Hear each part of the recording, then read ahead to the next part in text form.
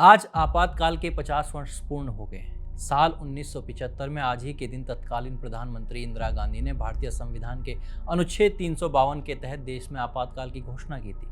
अब कैसे आपातकाल लगाया गया, इस दौरान क्या क्या अत्याचार हुए, इन सब मुद्दों पर काफी चर्चा हो चुकी है और होती रहती है। लेकिन आज बात उन नेताओं की जिनके राजनीतिक सफर का आधार तो इमरजेंसी रहा, यानी कांग्रेस का विरोध। लेकिन धीरे धीरे इन नेताओं ने अपनी विचारधारा की तिलांजलि दे दी। नमस्कार, मैं अभिषेक, आप देख रहे हैं द पैम्फलेट। दोस्तों, 1970 के दशक में कांग्रेस पार्टी में एक नई पीढ़ी उभर रही थी जिसे युवा तुर्क कहा गया। ये नेता स्वयं को समाजवादी विचारधारा के नेता बताते थे। इनमें प्रमुख नाम था चंद्रशेखर सिंह का, जो आगे चलकर भारत के प्रधानमंत्री बने। लेकिन वे यहाँ कैसे पहुंचे, ये भी जान लेते हैं। चंद्रशेखर कांग्रेस के भीतर रहते हुए लोकतंत्र और वामपंथी मूल्यों की बात करते थे। 1975 में जब इंदिरा गांधी ने आपातकाल लगाया, तब चंद्रशेखर ने साफ विरोध किया, लेकिन उन्हें जेल भेज दिया गया। इमरजेंसी के बाद 1977 में जनता पार्टी की सरकार बनी, जिसमें वे प्रमुख भूमिका में रहे। और फिर साल 1990 में जब वीपी सिंह से मतभेद हुआ, तो चंद्रशेखर ने प्रधानमंत्री बनने के लिए कांग्रेस का समर्थन ले लिया। लेकिन ये गठबंधन ज्यादा दिनों तक नहीं चल पाया। यानी चंद्रशेखर ने जिस कांग्रेस के विरोध के नाम पर अपनी राजनीतिक पहचान बनाई थी, कुछ वर्षों में उसी कांग्रेस से हाथ मिला लिया था। और ये कोई अंतिम नाम नहीं था, बल्कि भारतीय राजनीति में अब यह सिलसिला शुरू होने जा रहा था। और इसके लिए बहाना क्या बनाया गया? कथित सेकुलरिज्म का। सबसे पहला नाम है बिहार के पूर्व मुख्यमंत्री लालू प्रसाद यादव का। उस समय वे जेपी आंदोलन के उभरते हुए नेता थे। उन्होंने इंदिरा गांधी की इमरजेंसी का विरोध किया और जेल भी गए। छात्र नेता के तौर पर जनता पार्टी से जुड़े और पहली बार विधानसभा पहुंचे। उन्होंने कांग्रेस का विरोध को ही अपनी राजनीति की एक पहचान बना लिया था।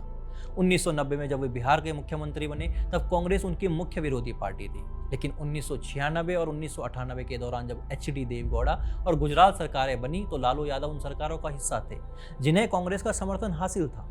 और फिर 2004 आते आते तो लालू प्रसाद यादव इमरजेंसी की सारी यातनाओं को किसी चारे के ढेर में दबा चुके थे।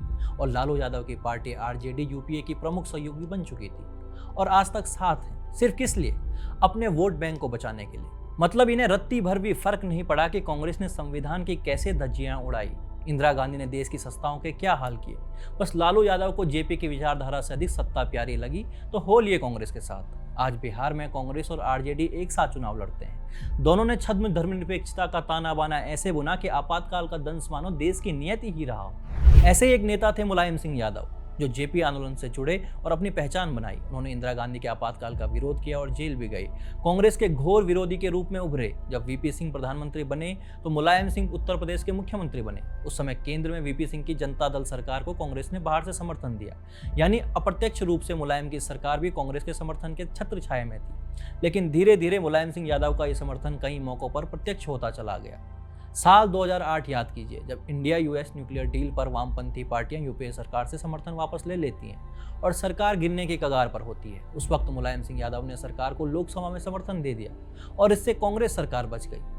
विडंबना देखिए, जब आपातकाल के बाद जनता पार्टी का गठन हुआ था, तो मुलायम भी उसके सदस्य थे। लेकिन सत्ता के सौदागरों को कहाँ नैतिक मूल्य या संविधान से फर्क पड़ता है। आज मुलायम सिंह यादव के बेटे अखिलेश यादव और इंदिरा गांधी के पोते राहुल गांधी साथ साथ चुनाव लड़ रहे हैं। दोस्तों, बिहार में 3 नेता और हुए जिन्होंने आपातकाल के दौरान जेल जाकर अपनी पहचान बनाई और बाद में बड़े नेता के तौर पर उभरे, राजनीति में अच्छा खासा मुकाम हासिल किया।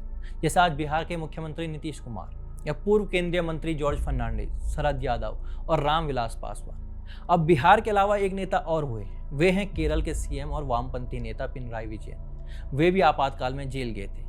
अब रोचक तथ्य जानिए, जेल में विजयन के साथ जो जो अत्याचार हुए थे, वो उनकी मुंह जुबानी डॉक्यूमेंटेड थे और अब ये डॉक्यूमेंट सार्वजनिक हो चुके हैं। द इंडियन एक्सप्रेस में इस पर एक विस्तृत लेख छपा है। इसमें बताया गया कि विजयन का नाम पूछकर पुलिस वालों ने उनकी खूब पिटाई की थी और जमकर पिटाई की। लेकिन मैं ये जानना चाहता हूँ कि जब विजयन की पार्टी इंडिया अलायंस में शामिल हो रही थी, तब क्या विजयन के मन में पिटाई के भी दृश्य चल रहे होंगे या नहीं? अब ये तो वही जाने। लेकिन सच्चाई यही है कि कांग्रेस के अत्याचार सहने के बावजूद भी वामपंथी दल आज कांग्रेस के चरणों में ही नतमस्तक है। दोस्तों, आपातकाल के दौरान आंदोलन में पूर्व प्रधानमंत्री अटल बिहारी वाजपेयी और पूर्व गृह मंत्री लालकृष्ण आडवाणी ने भी अहम भूमिका निभाई थी।